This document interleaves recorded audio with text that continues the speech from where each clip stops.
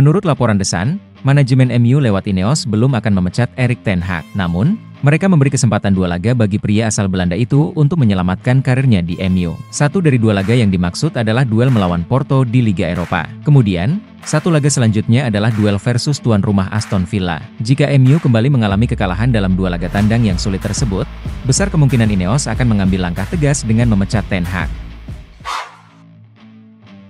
Arsenal dan Manchester United nampaknya bakal gigit jari dalam perburuan Jonathan David. Striker tajam Lille ini dikabarkan akan pindah ke Juventus di tahun 2025 nanti. Menurut laporan Ekrem Konur, Juventus sedang intens berkomunikasi dengan agen David. Mereka sudah memberikan penawaran terhadap sang striker. Pihak David juga dilaporkan sangat tertarik dengan tawaran yang diberikan Juventus. Kedua pihak sudah memasuki tahap lanjutan dalam proses negosiasi ini.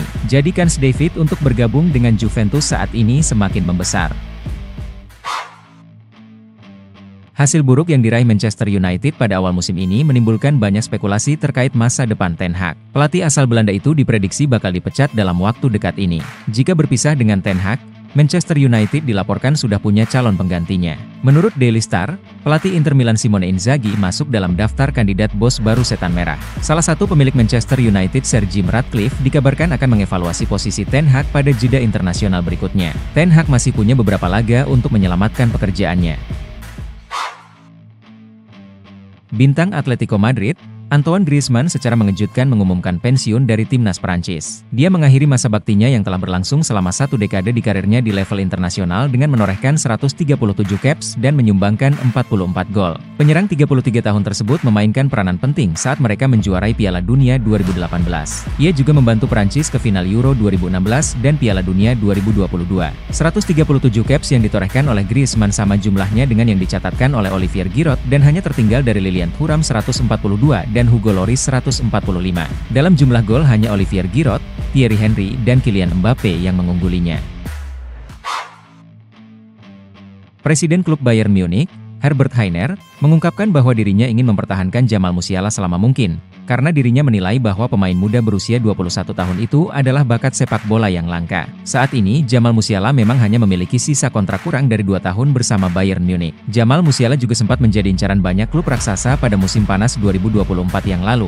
Meski ia menolak semua tawaran yang datang dan memilih untuk bertahan bersama Bayern. Bayern diklaim juga sedang memulai negosiasi perpanjangan kontrak dengan Jamal Musiala. Akan tetapi masih ada beberapa detail dari negosiasi yang masih membutuhkan kesepakatan. Masa depan Alisson Becker dalam tanda tanya. Pasalnya Liverpool memilih mendatangkan Giorgi Mamardashvili dari Valencia. Musim ini ia memang masih dipinjamkan ke Valencia. Tapi tahun depan kiper asal Georgia itu bakal merapat ke Anfield. Jika ternyata nanti Alisson cabut dari Liverpool, maka Bayern disebut siap menampungnya. Ketertarikan dari Bayern ini tak lepas dari hadirnya pelatih baru, Vincent Kompany. Ia paham betul kemampuan Alisson karena sebelumnya pernah berhadapan dengan Liverpool saat masih di Manchester City. Liverpool sendiri kabarnya siap melepas Alisson di masa depan. Namun karena kontraknya masih tersisa lama maka mereka akan melegonya dengan harga mahal.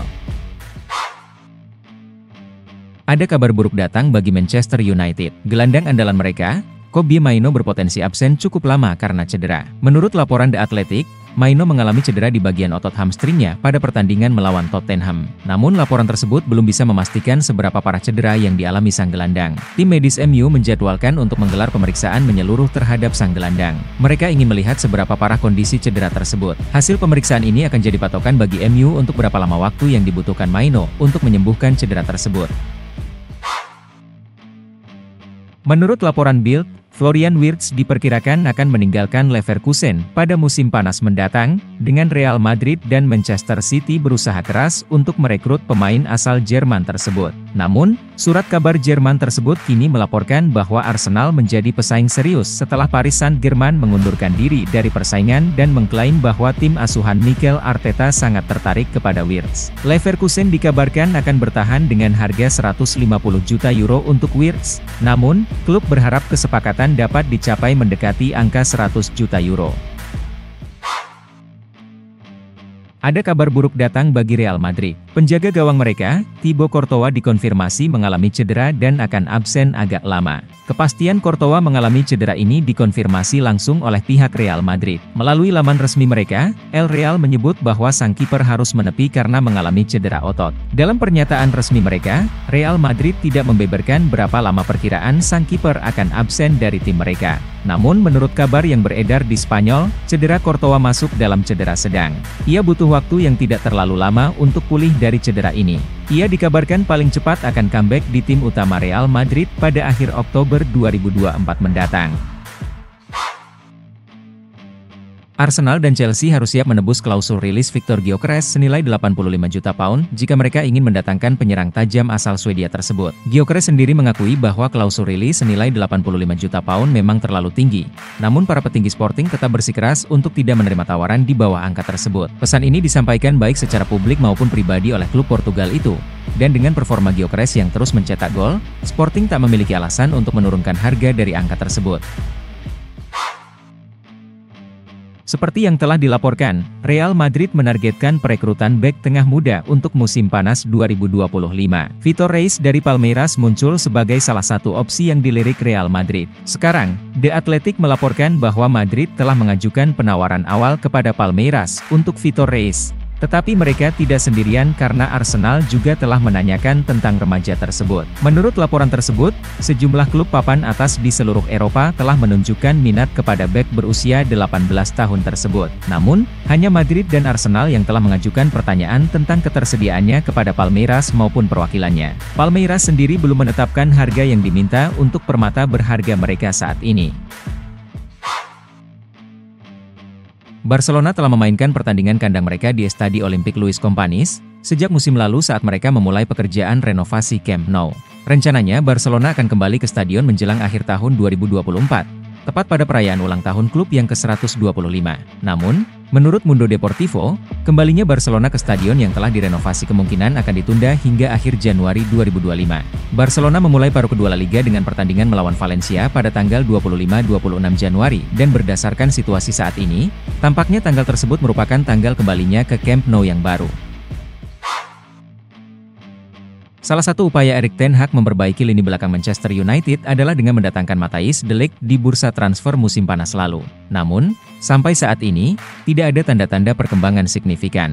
Lawan Tottenham kemarin, lini belakang MU diperkuat oleh barisan Mazraoui, de Ligt, Lisandro, dan Dalot. 4B ini adalah kombinasi terbaik MU untuk sekarang, tapi tetap saja hasilnya mereka kebobolan 3. Bahkan, performa de Ligt secara khusus dikritik oleh ex-MU, Paul Scholes. Dia melihat bahwa perekrutan de Ligt tidak membawa perkembangan signifikan. Lebih lanjut, Scholes juga mengkritik skuad MU secara keseluruhan. Dia kecewa dengan penampilan para pemain yang jauh di bawah ekspektasi dari laga ke laga. Kontrak 3 bintang Liverpool, yakni Mohamed Salah, Trent Alexander-Arnold, dan Virgil van Dijk akan berakhir pada 30 Juni 2025. The Reds pun harus segera membuat keputusan penting terkait durasi kerja ketiga nama tersebut. Menurut legenda Liverpool, Mark Lawrenson, Van Dijk harus menjadi prioritas utama untuk dipertahankan. Bahkan Lawrenson menilai, bek timnas Belanda itu lebih baik diberikan kontrak baru ketimbang Mohamed Salah dan Trent Alexander-Arnold. Van Dijk dianggap sebagai sosok pemimpin di dalam dan luar lapangan. Andai Virgil van Dijk cabut dari Stadion Anfield, lini belakang Liverpool bakal meninggalkan lubang besar.